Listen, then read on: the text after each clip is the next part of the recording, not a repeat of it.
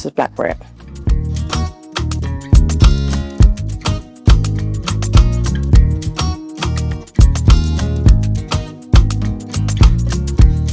I've done a lot of different hairstyles from young, and it's like, when I was younger, I had like haircuts all the time, different styles. My dad was a barber, so I had like Nike ticks, Ronaldo hairstyle. I had like all the different types of designs and stuff. So when I grew older, it's just like, I just kind of liked it more, innit? To be honest, it gravitated towards. Was there ever a hairstyle your dad did that you didn't like?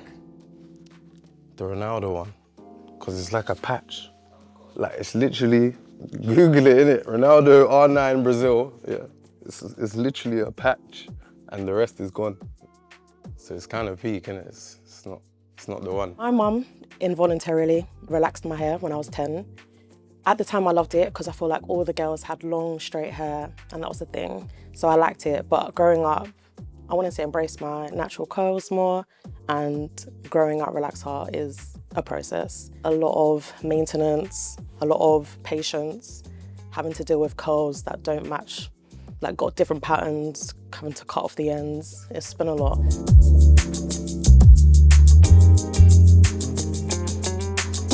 Yeah, the contrast between living in Hastings and London is kind of crazy because there's like nowhere to go for hair in Hastings.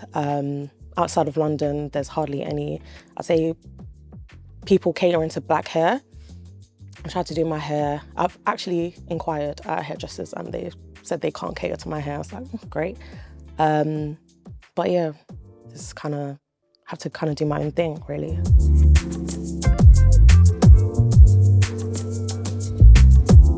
What inspired me to cut my locks off was I basically have just gone through a big period of change in my life. I feel like in terms of my work, I just did my first solo exhibition for photography, and the subject matter of my work has changed a lot.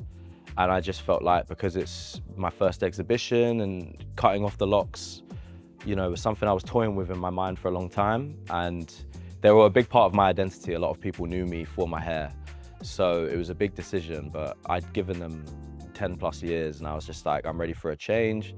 So I feel like it was, even though I'm not the most spiritual person, it felt quite spiritual to sort of, it's like a new beginning in my life. When I was growing up, I definitely felt like I had to cut my hair to sort of fit in amongst the guys and get certain hairstyles. I also think from my family as well, in my younger days, it's very much kind of like, level one, just get it cut short, do you know what I mean? And I never really had a chance to experiment with it.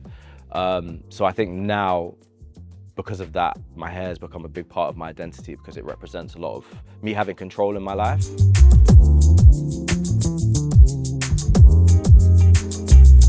Just say you just have to fall in love with your hair. You have to know how to look after your hair. Once you know how to do it and all the steps, then it will just be easy. Because I think a lot of people are like, my hair is so difficult to, you know, deal with, so they automatically feel like, oh, my hair's ugly, my hair's this, my hair's tough. So once you get like a routine, then I feel like it'll be easier for you to fall in love with your hair. I feel like hair is personal, innit? It's like a personal experience. I feel like, obviously, it's like, I feel like it's more embraced now, innit? More people wanna like connect with their roots, and I feel like your hair kind of connects you to your roots in a way. I think people need to educate themselves more, especially people with different cultures, into understanding black hair. We also as a culture can work on being more encouraging and welcoming. And I mean, with locks, there's a lot of stereotypes for sure. I think it's just similar to what I was saying. It's more people would just assume certain choices about my lifestyle. There's not really been anything too crazy. I think it's more just to do with like casting. Like, I think it's put me in a box of maybe I'll only do, in terms of modeling, like streetwear jobs, or you don't really get booked for sort of like the more high fashion stuff. I've had like a few occasions where it's like that, but I think, again, that's not the image they're trying to push forward, but I think they need to embrace it on all types of images.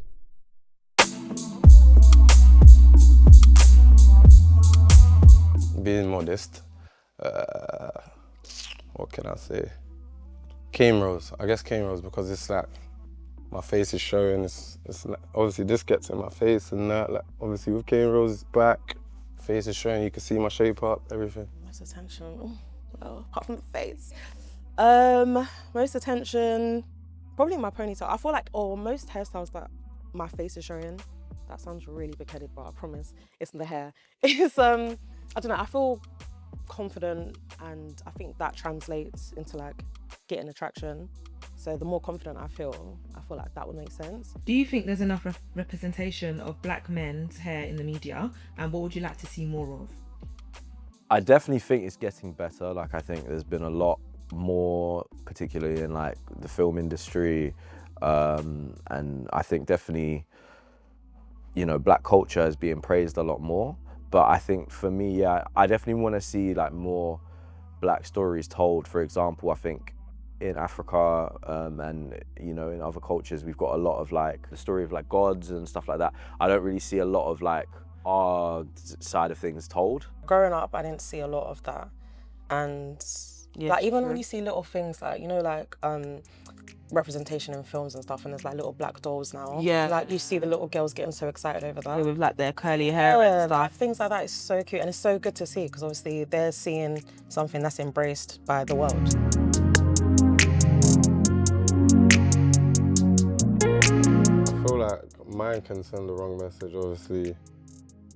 Looking at my colour, obviously, sometimes the way I dress, it can make people think the wrong things, but I feel like I said, hair is just expression. Obviously, different styles express different things.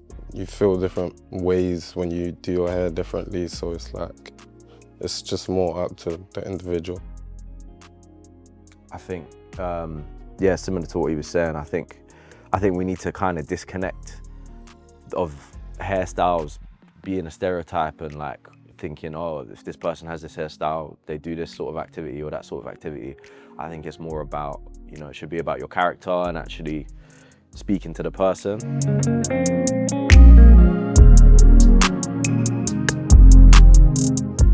I feel like the trends are very, very interesting, and thanks to social media, once one popular influencer does something, then everybody does it. So yeah, it always changes. I don't know what the next one will be, but for right now with braids, there's this hairstyle where it's like canos at the front and then it's just like curly sewing. And yeah, there was one influencer, I don't know if you guys will know about Jada Wader. And they're calling it Jada With the braids, yeah, and everyone's angry. But she did that hairstyle, now everybody's doing it. So for my appointments, I've got maybe like a quarter or maybe a third of the people doing that hairstyle. So yeah, once one person does it, yeah. I'm a sucker to that, because that is my birthday hairstyle. Yeah, I love it. Yeah. 10 times. Yeah. Yes, like you said, it's forever changing. Like hairstyles, the current trends, I'm here for it. I kind of like that braids is like really embraced now. I feel like growing up, it was very much... Yeah, like just keep your hair in and go to school. And there was also this thing on Twitter that I saw one time, and it was like, imagine your wife coming down the aisle with braids. I personally feel like braids is being more embraced now, and I like that. Yeah, there's different styles. You could do so much of it, so versatile.